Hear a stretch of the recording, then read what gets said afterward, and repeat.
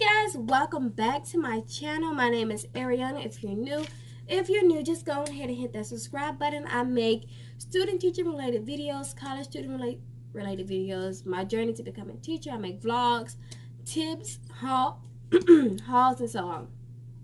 So as today, if you could tell by the title, I am giving you some interviewing tips. And I got these tips from a guest speaker we had in class a few days ago. And I just wanted to share this free information with you that I got. So what's wrong with sharing knowledge? So let's just hop on into the video. Tip number 1. Be on time.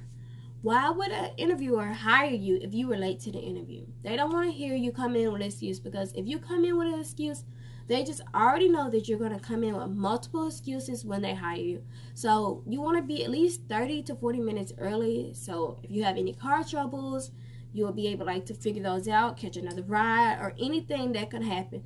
Rain, car accident, traffic bag up. Just leave your house on time and be there early. It's best to be early than to arrive 30 to 40 minutes late and you're holding up the interviewer and other interviewees. So that is the first tip, is to be on time. Number 2, dress. Business attire. You want to come in looking nice. You want everything, ladies, you want your ladies up. You want your skirt to come at least down past your knees. You want to go in with everything concealed. You want to go out with boom, busting everything out, showing everything you own. You want to wear colors that are dark, like a black color or a navy blue. You don't want to too light of blue or anything that's too distracting, like stripes, flower patterns. Even though now times are changing, most interviewers of the older type still like to see the older fashion. And even with dress pants, make sure they're not too tight and rubbing and cutting it the wrong way or anything like that. Number 3, make good eye contact. When you make good eye contact, it shows that you're listening, you're paying attention, and that you are involved in the interview process. And don't make eye contact that is creepy, that you're staring at them like that they're uncomfortable. It's okay to listen, think about your question, look away for a second, then come back. You don't want to just be staring at them like this, that they're very uncomfortable and they're just like, she's creepy or he's creepy. Just make a little eye contact, look away, think about your answer, then come back. Tip number 4, social graces. In the South, there's yes sir, no sir, yes ma'am, no ma'am, thank you, you're welcome, holding doors, and so on. If it is a woman interviewing a guy, the guy shouldn't just come in and stick his hand out, because it may be considered rude to her. Wait till she sticks her hand out to you.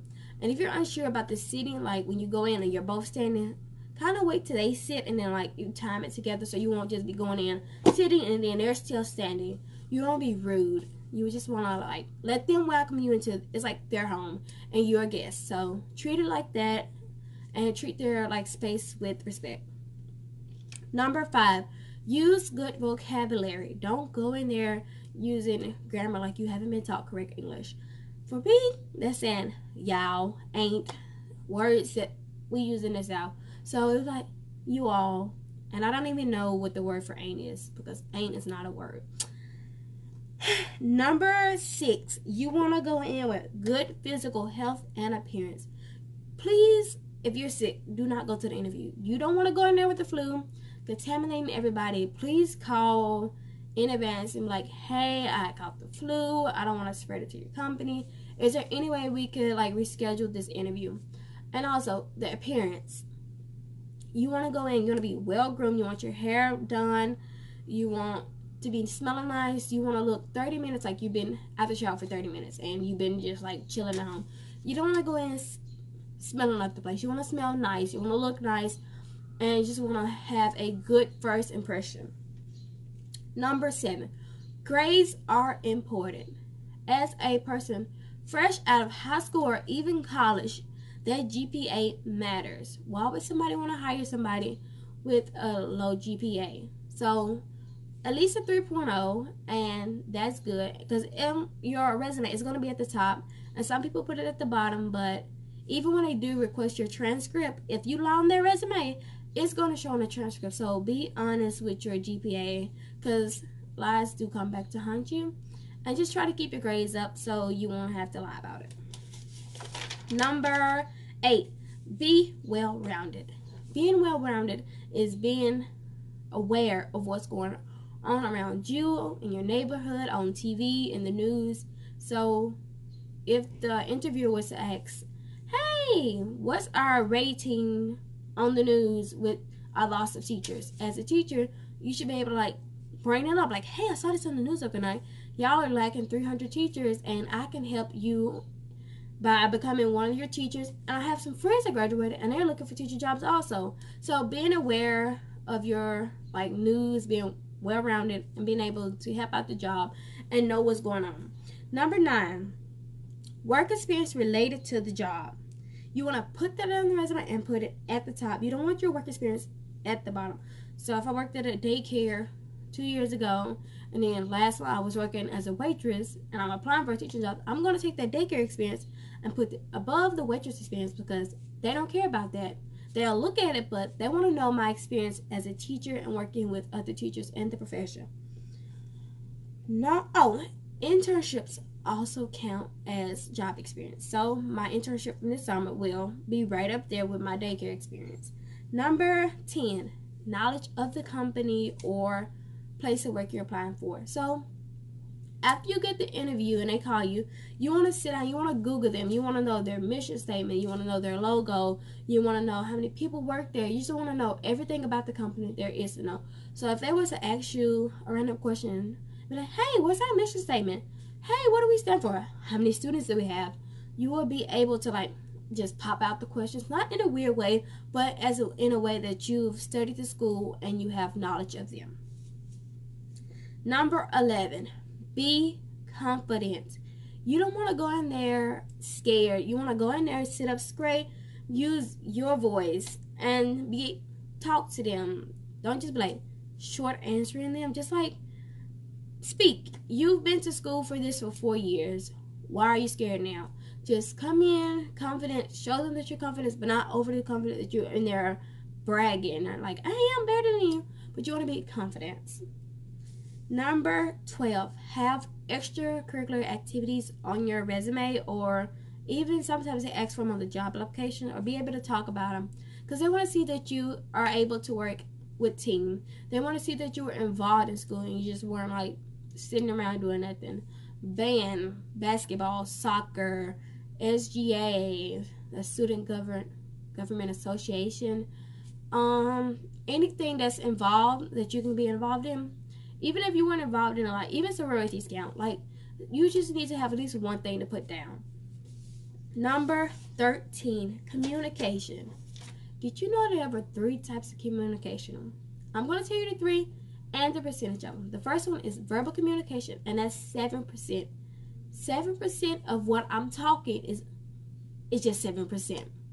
Number 2, nonverbal. Nonverbal is like body language. And that makes up a good 55%. So I'm doing this more than I'm talking, apparently. And your tone is 38%.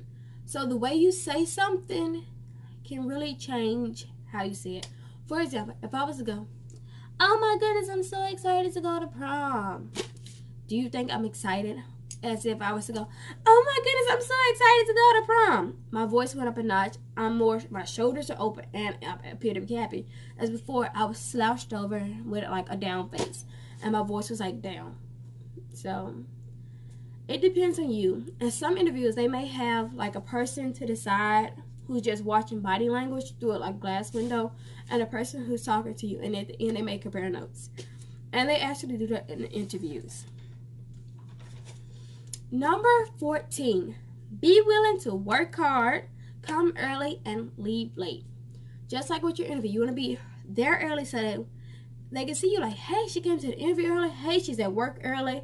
And especially during those first few months to years, you want to be there early. You want to leave late to show that you're working hard. As a teacher, you want to be there early to greet the kids. You don't be running in behind the buses, trying to get your class organized. And you don't want to be running out behind the kids. You want to stay behind, make sure your room is clean, and it's prepared for the next day. You want to show them that you're a hard worker. They notice you. They give you evaluations, which help with the promotions, and so on. Number 15, be able to have realistic short and long-term goals. If the interviewer was to ask you, hey, what do you plan to do? What's your short-term goals for the next 5 years? Be able to list out stuff like, what do you have planned for the next 5 years? And then make sure that it's realistic, like something that is possible for you to reach and to achieve, not something that you would never achieve. Same with your long-term goals. Be having like stuff plans. I know stuff changes, but make sure they're realistic and there's like something way out the blue. Number 16, make the interview easy on the interviewer. You never know if this is their first interview or what they may have going on. So if they were to ask you the question like, let me think of a question. They would be like, I don't even know. I don't have a question. I'm not good at this. But if they were to ask you a question, you just answered it with yes. Yes what? Give them some more information. Because some interviewers, they're not going to dig for the information. They're going to write just yes. And if another candidate was coming in and they were to give way more information than you did, they would probably pick that person because they have more information, more knowledge, as you, the person, just came in and said yes. It's like, do you write lesson plans? That's a good question. Yes. But if another person was to come in, they're like, do you write lesson plans? Oh, yes, I write lesson plans. I wrote them on this kind of standard, this kind of standard. I've made them engaging. I've made them hands-on. I've also made them based on individual students. So that's me. Compared to that just yes, that's me telling the different type of lesson plans or how I've made them based on different types of students and all that. Number 17, this is a really good one. It can really be like, if you get the job, if you don't get the job. Write a handwritten thank you note. And be sure to get the interviewer's name. So when you write this note, you can address them in the note. Be like, dear Sam, thank you so much for taking time with me today to do my interview. I really enjoyed it. I hope to hear back from you guys soon. And it shows that you're really interested in a job and you want to hear back from them. And let's just give this scenario he gave. There were 2 people who applied for a job. One had less experience and one had way more, 10 plus years experience. But the one who didn't have any experience, he wrote a thank you note. And guess who got the job? The one who wrote the thank you note, because he thought about it like, hey, let me write a thank you note to thank them for their time. Number 18, be yourself. You want to go in there and be yourself. You want to show them your personality, that you're going to be a bubbly person who's going to add to their community and what they have going on.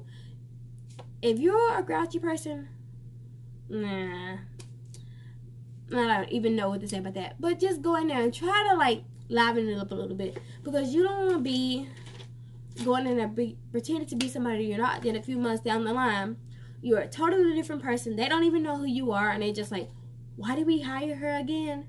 Or why did we hire him again? Just go in there, be yourself, use good body language, sit up straight, dress nice, smell nice, look nice, just be presentable. And those are all the tips that I have today. And I hope you guys enjoy it. If you like this video, please give it a thumbs up. If you're new, please subscribe. And I hope to see you guys in my next video. So, bye.